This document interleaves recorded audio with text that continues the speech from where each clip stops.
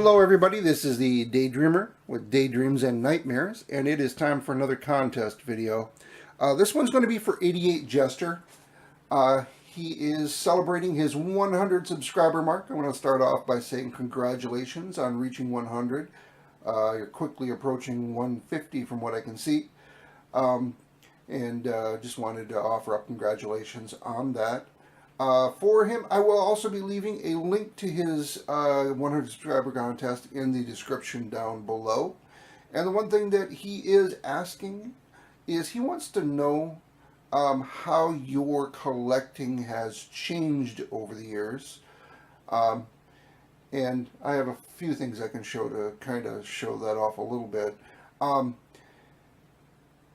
I started collecting back in the 80s and 90s. And when I first started collecting comic books, it was mostly based on the TV shows and movies that I really enjoyed watching. And for the most part, it was things along the lines of the X-Men, Hulk, Spider-Man, and Star Wars were the things that really interested me when I was younger in the 80s. I suddenly discovered, well, I love to read, and my passion has always been in reading, and that is what drew me to the comic books as well. Anything I could get my hands on that I could read. So I've always been a reader first.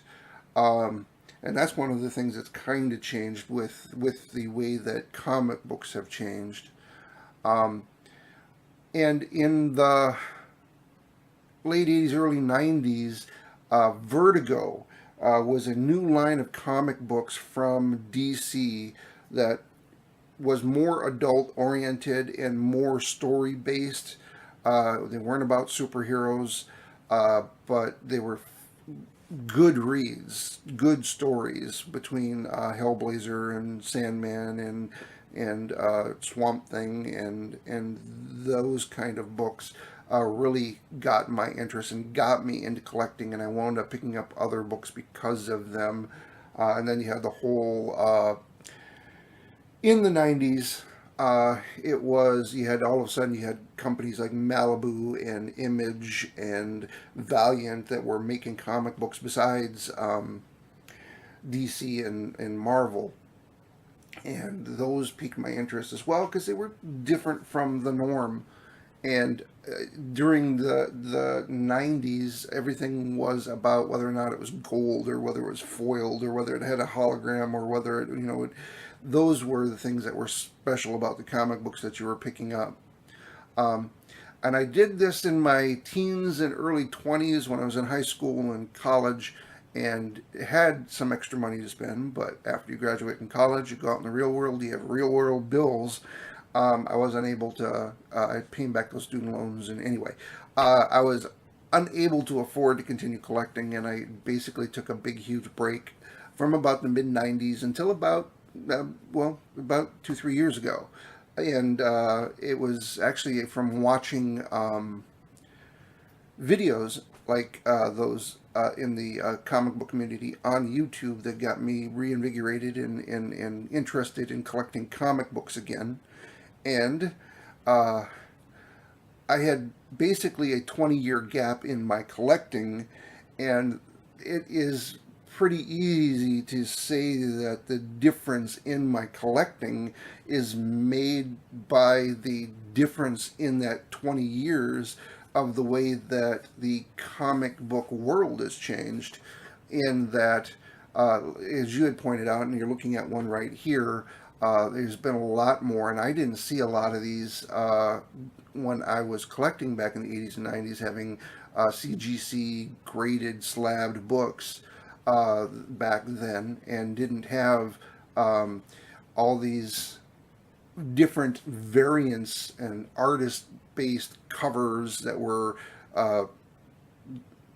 part of the world of comic books, plus a lot of the storylines that I had read and a lot of the characters that I had followed had completely changed. The entire landscape of who these characters are and they're kind of revisiting it by doing the legacy right now, basically going back to those old stories.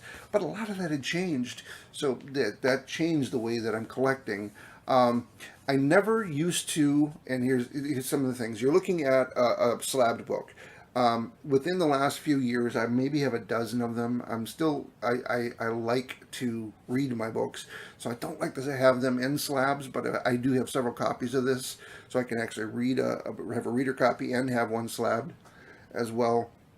But most of my books I want to be able to get out and read. But the fact that I actually have slab books in my collection now is one of those changes in the way that I collect.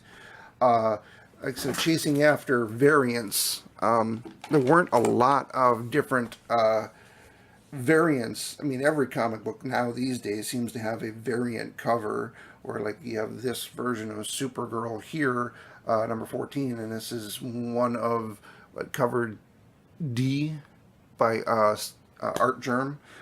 So there are, I mean, it seems like now that one comic book, in order to get all the comic books and all the different covers, you have to get, 4, 5, 6, 7, 8 different types of books that are available there.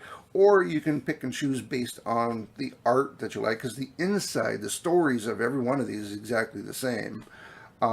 So I tend to get the ones that I want based on the covers I like because of the artists.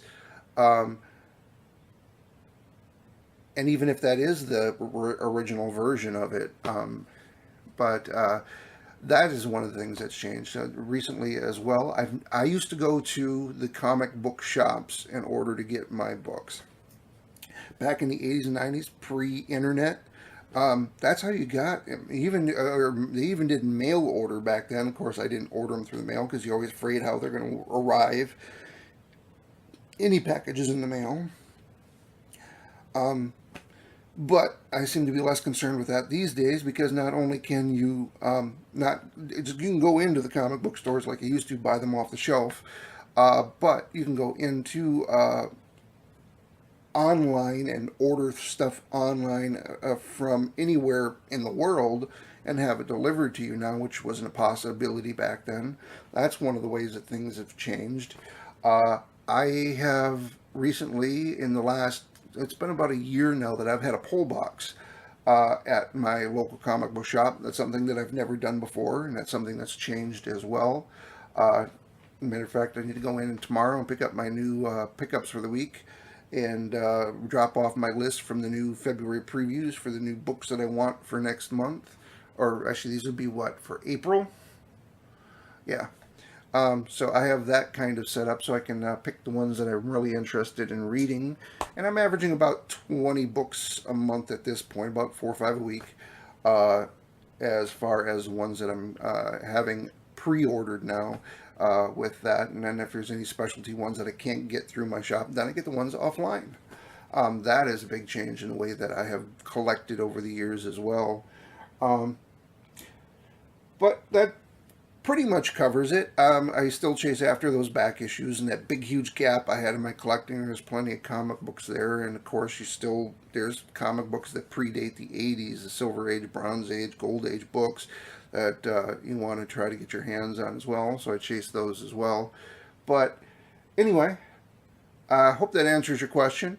Go check out 88 Jester. Once again, the link will be in the description down below. Congratulations on hitting 100 subscribers. And for those that are watching, thank you for watching.